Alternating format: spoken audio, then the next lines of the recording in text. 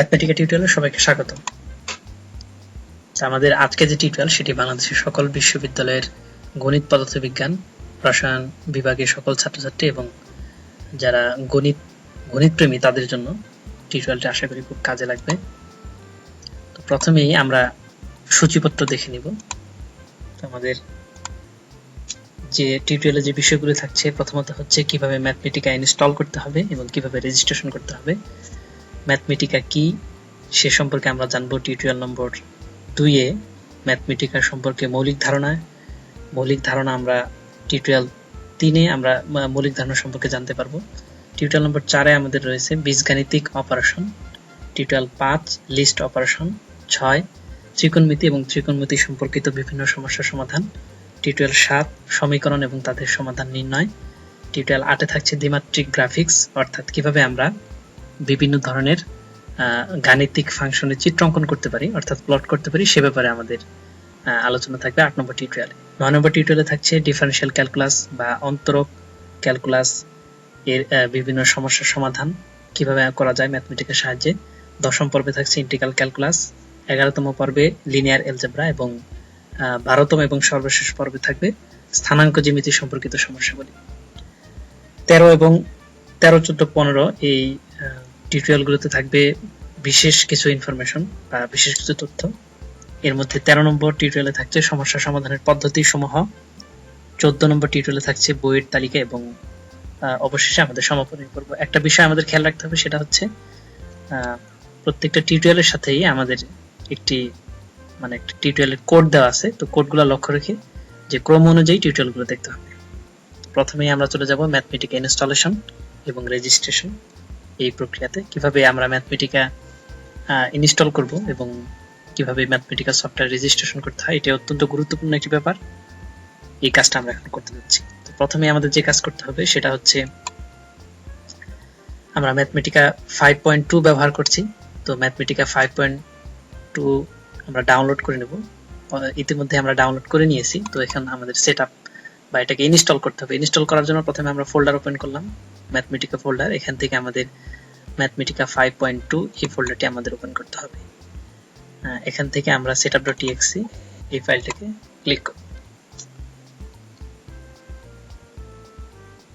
তো ইনস্টলেশন শুরু হয়েছে আমাদের।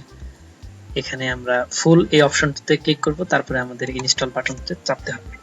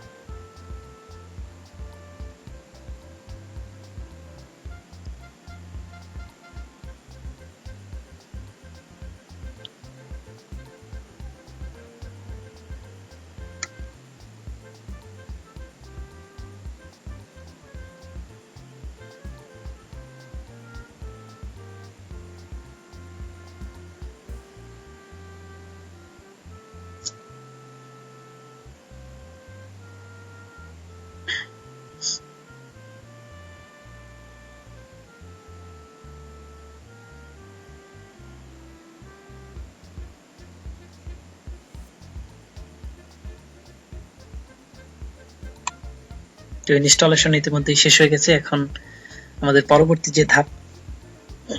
পরবর্তী ধাপে আমাদের ম্যাথমেটিকা রেজিস্ট্রেশন করতে হবে। এই জন্য আমরা প্রথমে এন্টার লাইসেন্স ইনফরমেশন নাও এই অপশনটিতে আমরা ক্লিক করব। এখন আমাদের ফিনিশ বাটনে ক্লিক করতে হবে। ফিনিশ বাটন ক্লিক করার পর এখানে একটি ডায়লগ বক্স এসেছে। এই ডায়লগ বক্স থেকে আমরা এন্টার পাসওয়ার্ড এই অপশনটি আমরা সিলেক্ট করব। এখানে আমাদের প্রয়োজনীয় ইনফরমেশন দিতে হবে। আমরা এখানে অর্গানাইজেশন এটি বেশি গুরুত্বপূর্ণ না, তো লাইসেন্স ইনফরমেশনটা সবচেয়ে বেশি গুরুত্বপূর্ণ। তো এই ইনফরমেশনগুলো আমরা কিভাবে পাবো? প্রথমে আমাদের ম্যাথমেটিকা ফোল্ডার যদি আমরা ওপেন করি, এখানে আমরা দেখতে পাচ্ছি যে কি মেকার নামে একটা যে ছোট টুলস রয়েছে। তো এই কি মেকার আমরা ওপেন করব। এটা আমাদের খুব সাবধানতার সাথে করতে হবে, কারণ সবচেয়ে গুরুত্বপূর্ণ এই ধাপ। প্রথমে আমাদের লাইসেন্স ইনফরমেশন কপি করতে হবে। লাইসেন্স, তো এখানে একটা লাইসেন্স কোড দেওয়া আছে, এই কোডটাকে আমরা কপি করে নিলাম। এখন কপিকৃত লাইসেন্স যে কোড সেটা আমরা এখানে বসাবো। এরপর আমরা ওকে বাটন চাপবো। তো ওকে বাটন চাপার পরে আমাদের এখানে ম্যাথ আইডি নামে একটা আইডি এসেছে। তো এই ম্যাথ আইডিটাকে আমরা কপি করে নিলাম। কপি করে আমরা যে আমাদের কি মেকার, যেটা কি মেকারে এখানে যে ম্যাথ আইডি অপশন, এই অপশনে আমরা আমাদের যে কপিকৃত ম্যাথ আইডি, সেই ম্যাথ আইডিটা আমরা এখানে বসাবো। পেস্ট।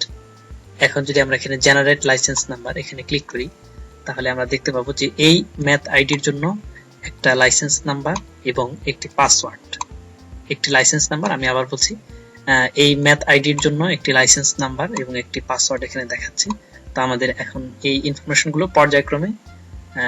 পর্যায়ক্রমে দিতে হবে। তো আমরা ব্যাক বাটন চাপবো। প্রথমে ব্যাক বাটন চাপার পরে আমাদের যে লাইসেন্স ইনফরমেশন আছে, সঠিক লাইসেন্স ইনফরমেশন, এটা আমরা কপি করে এখানে বসাচ্ছি। বসানোর পরে আমরা ওকে বাটন চাপবো। চাপার পর আমাদের ম্যাথ আইডি ইতিমধ্যেই দেওয়া আছে। তো আমাদের পরবর্তী কাজ হচ্ছে পাসওয়ার্ড দিতে হবে। তো পাসওয়ার্ডও এখানে শো করছে। তো এই পাসওয়ার্ডটা আমরা কপি করে নিয়ে আসলাম। কপি এখানে আমরা পেস্ট করে দিচ্ছি।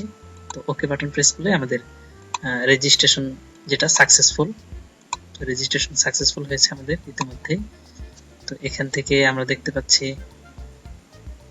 হ্যাঁ, তো আমরা একটু টেস্ট করে দেখি আমাদের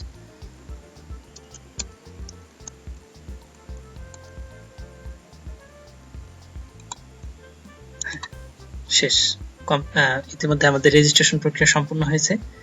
এখন আমরা আমাদের চাইলে এখন থেকে ম্যাথমেটিকা ব্যবহার করতে পারবো, অর্থাৎ এটি কাজের জন্য উপযুক্ত হয়েছে। এখানে উইন্ডোতে ক্রস বাটন চেপে আমরা বের হয়ে আসলাম।